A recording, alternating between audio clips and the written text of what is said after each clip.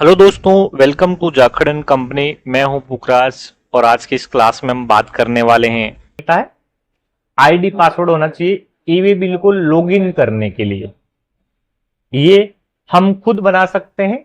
जब हम जीएसटी में रजिस्टर्ड होंगे तो हमें एक ईवी बिल का आईडी पासवर्ड भी हम खुद क्रिएट कर सकते हैं और हमारा सीए भी हमें करके दे देता है, कोई प्रॉब्लम नहीं है उससे। तो यहां पर देखो, मैंने एक पार्टी का यहां पर ईवी बिल की आईडी पासवर्ड सेव करके रखा हुआ है। उस पार्टी का नाम है धीरज क्रिएशन और ये उसका यूजर नेम है। उसके लिए हमें यूजर नेम और पासवर्ड की जरूरत पड़ती है लॉगिन करने के लिए। तो मैं देखो आपको लाइव लॉगिन करके बताता हूं। गूगल क्रोम पर जाकर के हमें क्या करना है, ईवी बिल लिखना है। ईवी बिल 2 या ईवी बिल जो भी आप लिखोगे तो देखो यहाँ पर ईवी बिल सिस्टम पे आ जाएंगे। हम यहाँ पे क्लिक करेंगे और यहाँ पे लॉगिन करना है। हमें क्या करना है, लॉगिन करना है। मैंने यहाँ पर कोई एक आईडी ओपन करी और यहाँ पर मैंने क्या लिखा, ईवी बिल 2 लिखा और यहाँ पर ईवी बिल सिस्टम पे क्लिक करा और मैंने लॉगिन पे क्लिक करा। जैसे ही मैं लॉगिन पे क्लिक करूंगा आपको देखो ईवी बिल सिस्टम की यूजर आईडी और पासवर्ड वो हमें पूछेगा। तो यहाँ पर हमें क्या करना है, यूजर आईडी क्या लेनी है, तो हमारे पास यूजर आईडी और पासवर्ड ऑलरेडी पहले से बने बनाए होने चाहिए तो ही वो काम करेगा, नहीं तो नहीं करेगा। या उसको लॉगिन करना के लिए हमारे पास आईडी पासवर्ड होना चाहिए।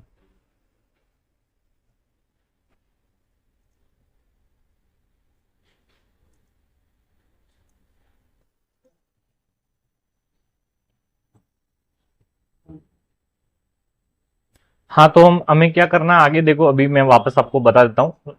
तो यहां पर हमारे पास क्या होना चाहिए, एक यूजर नेम और पासवर्ड होना चाहिए।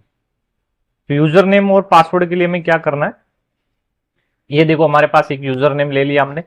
मैं यहां से इसको कॉपी कर लेता हूं या आप खुद वहां पर मैन्युअली डाल भी सकते हैं। मैंने यहां से कॉपी करा और यहां पर मैं यूजर नेम में वो डाल देता हूं, कंट्रोल वी कर दिया मैंने और मैं यहां पे पासवर्ड डाल देता हूं। और पासवर्ड के नीचे देखो एक कैप्चा पूछ रहा है, ये हमें डालना रहेगा यहाँ पे। जैसे ही मैं कैप्चा यहाँ पे डाल के क्लिक करूंगा लॉगिन पे तो देखो लॉगिन हो गया और उसका नाम आ गया। ये क्या है, ईवी बिल का पोर्टल है। ईवी बिल सिस्टम का पोर्टल जहां पर ईवी बिल सेव होते हैं सारे। जैसे जीएसटी का पोर्टल होता है वैसे ही ईवी बिल का पोर्टल है, वैसे ही ई इनवॉइस का पोर्टल है।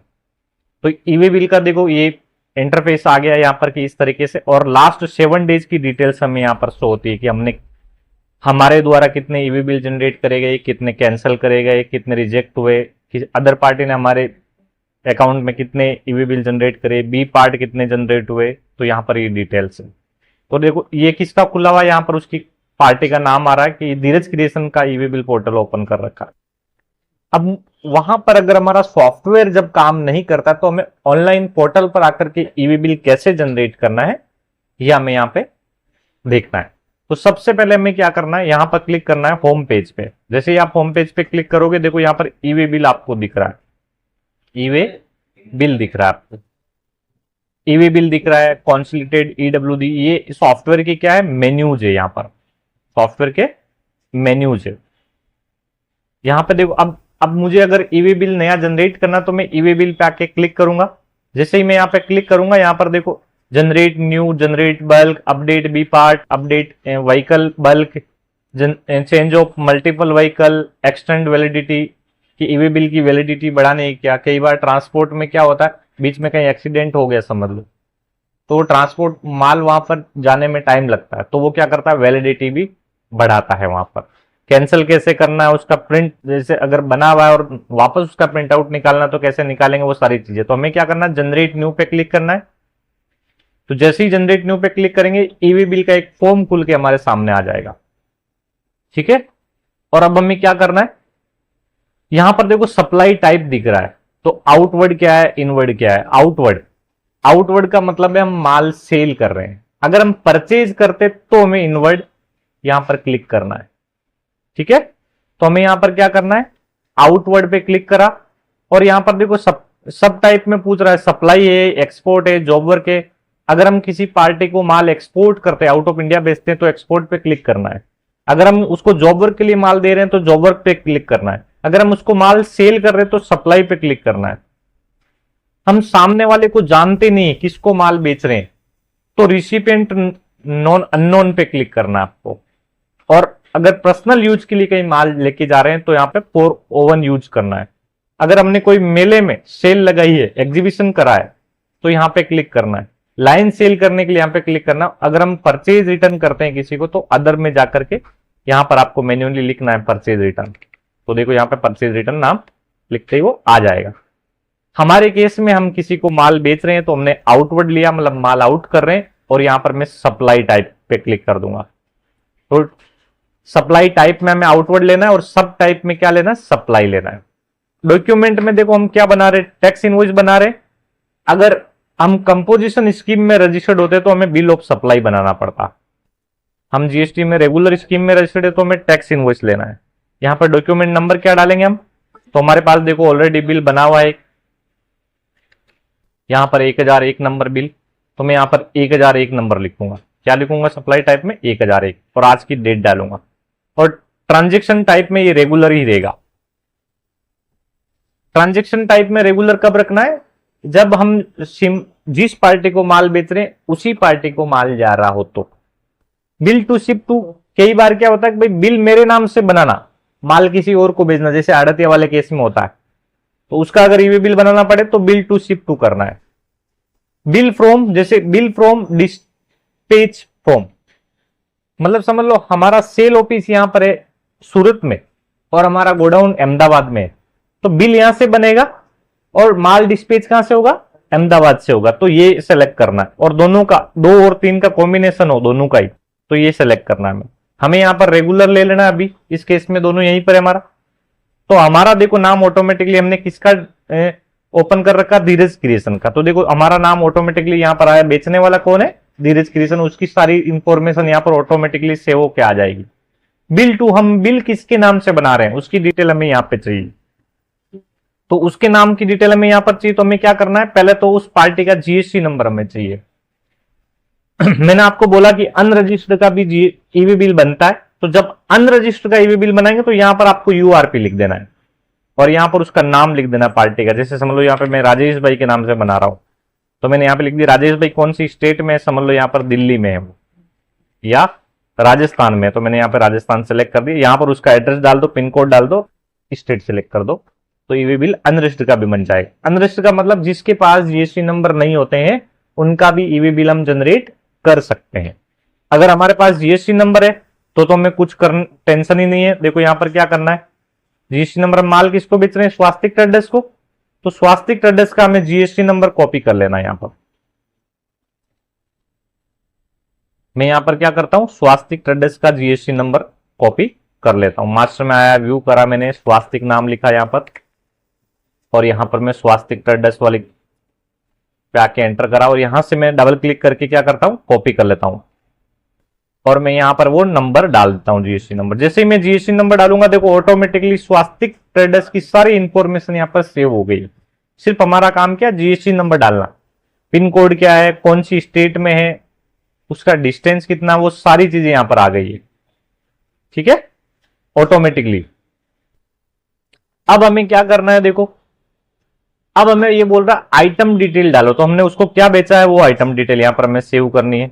तो यहां पर हमें देखो उसको फैंसी सूट बेचा है, पीस में बेचा हुआ 101 पीस है, तो मैं यहां पर क्या करूंगा, यहां पे लिखूंगा फैंसी सूट, यहां पर HSN कोड 5407, यहां पर मैं लिख सकता हूं पीसीएस, क्वांटिटी कितनी है तो 101 लिख सकता हूं, यूनिट मतलब पीसीएस में पीस में बेचा हुआ मैंने, कितनी टैक्सेबल वैल्यू है, तो यहां पर देखो टैक्सेबल वैल्यू आ रही है 51,005 और नेट वैल्यू 53,555, तो मैं यहां पर डालूंगा 51,005। अब देखो सीजीएसटी एसजीएसटी लगेगा या आईजीएसटी लगेगा, तो देखो सीजीएसटी एसजीएसटी पे क्लिक करता हूं तो कुछ होता ही नहीं है, क्योंकि उसको पता है आईजीएसटी लगाना है। तो आईजीएसटी पे जैसे ही क्लिक करूंगा, परसेंटेज पूछ रहा है 5% है, तो 5% को मैंने सेलेक्ट करा, तो देखो यहाँ पे 53,555 आ गया वैल्यू। नेट वैल्यू कितनी है, 53,555.25 आ गया। 0.25 अगर आपको हटाना हो तो आप हटा सकते हैं।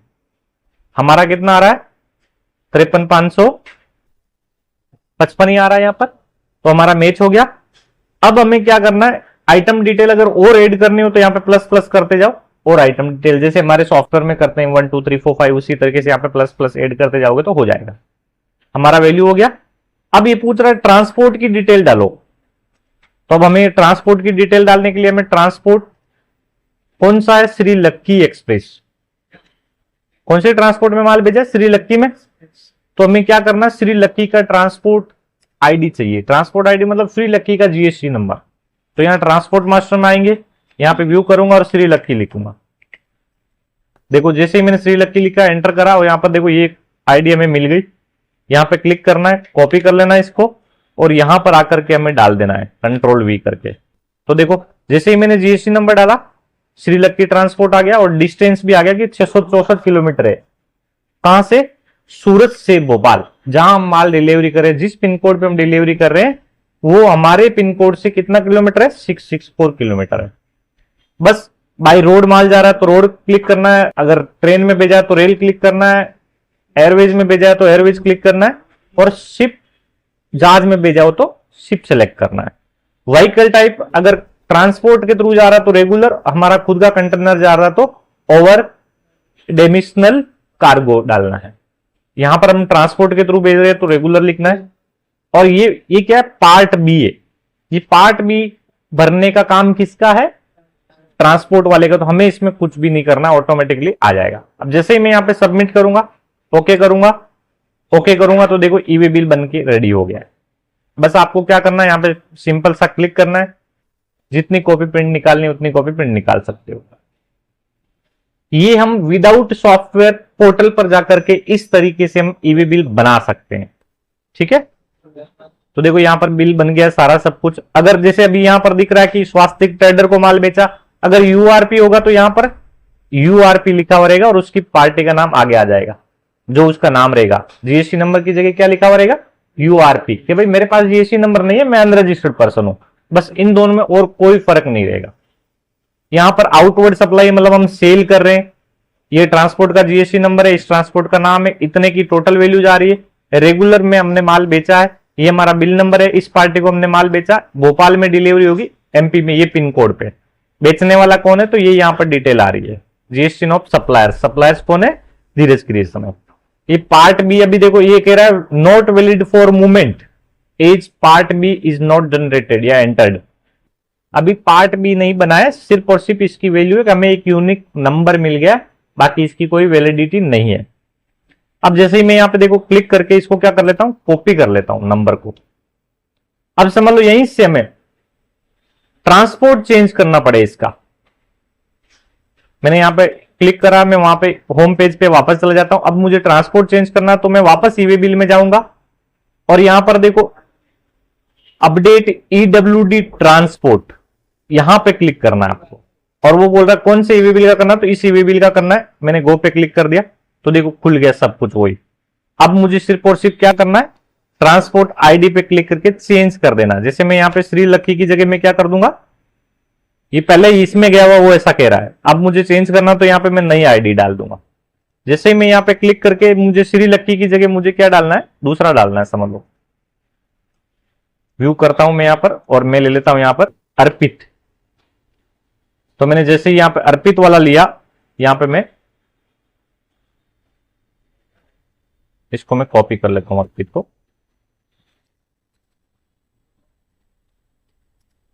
और मैं यहां पे ये डबल क्लिक करके इसको कॉपी कर लेता हूं। कॉपी करा मैंने और यहां पर नया मैंने डाल दिया। यहां मैं अर्पित की जगह कोई और लेता हूं, अर्पित का नंबर सही नहीं होगा। यहां पे मैंने कैंसिल करा, अभी मैं दूसरा नंबर लेता हूं, कोई एक ट्रांसपोर्ट का। जैसे समझ लो मैं यहाँ पे अग्रवाल लॉजिस्टिक ले लेता हूँ। ठीक है, मैंने यहाँ पे क्लिक करा और यहाँ पर मैं ले लेता हूँ, कंट्रोल वी कर देता हूँ, तो यहाँ पे नाम आ जाएगा। ये जैसे ही देखो आ गया ऑटोमेटिकली नाम। अब मैं यहाँ पे सबमिट करूंगा, सबमिट करते ही देखो यहाँ पर अग्रवाल लॉजिस्टिक आ गया। इस तरीके से हम क्या कर सकते हैं, ट्रांसपोर्ट चेंज कर सकते हैं। अब मुझे वापस ट्रांसपोर्ट चेंज कर, अब यहाँ पर मैं क्या करता हूँ, इसको कॉपी कर लेता हूँ वापस। अब मुझे इसको कैंसिल करना है, हमारा है नहीं, मैंने आपको डेमो के लिए दिखाया। तो मैं यहाँ पर क्या करूंगा, होम पेज पे वापस जाऊंगा, ईवे बिल पे जाऊंगा और कैंसिल पे क्लिक करूंगा। और कैंसिल पे क्लिक करते ही पूछेगा कौन सा ईवे बिल कैंसिल करना, तो ईवे बिल नंबर हमें चाहिए। जैसे ही मैंने ईवे बिल नंबर डाला, गो पे क्लिक करा, देखो ईवे बिल खुल गया। अब ये पूछ रहा है इसका कोई एक रीजन, तो हमें रीजन डाल देना भाई डेटा एंट्री मिस्टेक हो गई, और कैंसिल पे क्लिक कर दूंगा। जैसे ही मैं कैंसिल पे क्लिक करूंगा, देखो ये कैंसिल हो गया, EV bill cancelled successfully. Okay कर दूंगा तो देखो कैंसिल का सिक्का मार के आ गया, हो गया कैंसिल। अब वो ईवी बिल कैंसिल में दिखेगा, राइट। अब हमें इस पोर्टल को लॉग आउट करना है, तो यहां से लॉग आउट कर सकते हैं। और ईवी बिल में समझ लो पहले हमने कोई ईवी बिल बनाया, उसका प्रिंट आउट निकालना है दोबारा, तो प्रिंट ईडब्ल्यूबी में जाना है। और यहां पर जैसे ही मैं क्लिक करके नया कोई ईवी बिल नंबर डालता हूं, तो देखो यहां पे गो करता हूं, तो ये बोल रहा है ये तो इनवैलिड है, क्योंकि ये तो मैंने कैंसिल कर दिया था। जो वैलिड होगा वही यहां पे प्रिंट प्रीव्यू दिखेगा। जैसे समझ लो पहले का कोई देखते हैं एक बिल सीयूटेक्स का या उसी का,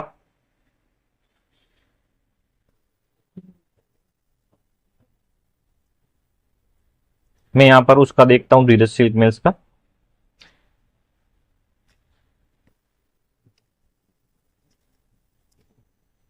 यहां पर मेरे पास उसका नंबर नहीं है। जैसे ही हम यहां पर नंबर डालेंगे ना, ऑटोमेटिकली गो करोगे और नीचे प्रिंट वाला ऑप्शन आ जाएगा, आपको प्रिंट निकाल लेना है। लॉग आउट करने के लिए यहां पे क्लिक करना है आपको, और यहां पर अगर क्लिक करते हैं तो होम पेज खुलता है, इसमें सारी इंफॉर्मेशन यहां पर हम मास्टर सेव करके रख सकते हैं। नए क्लाइंट रोज जो हमें यहीं पर बनाना, सॉफ्टवेयर की हमारे पास फैसिलिटी नहीं है, तो हम क्या कर सकते हैं, इस मास्टर में क्लाइंट को, सप्लायर को, ट्रांसपोर्ट को, आइटम को सेव करके रख सकते हैं, ताकि हमें बार बार लिखना नहीं पड़े।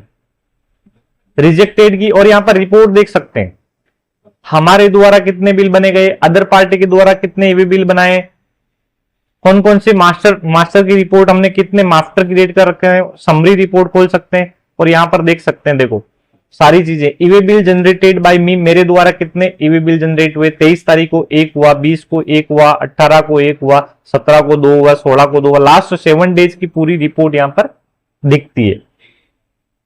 तो इस तरीके से हम क्या कर सकते हैं, ओपन करके हम देख सकते हैं ईवी बिल, और ईवी बिल बना सकते हैं। क्राइटेरिया क्या है ये आपको पता है, 10 किलोमीटर से बाहर की रेंज होनी चाहिए और 50,000 से ऊपर का बिल होना चाहिए। तो यहां पर देखो मैं कंप्लीट करता हूं इसको,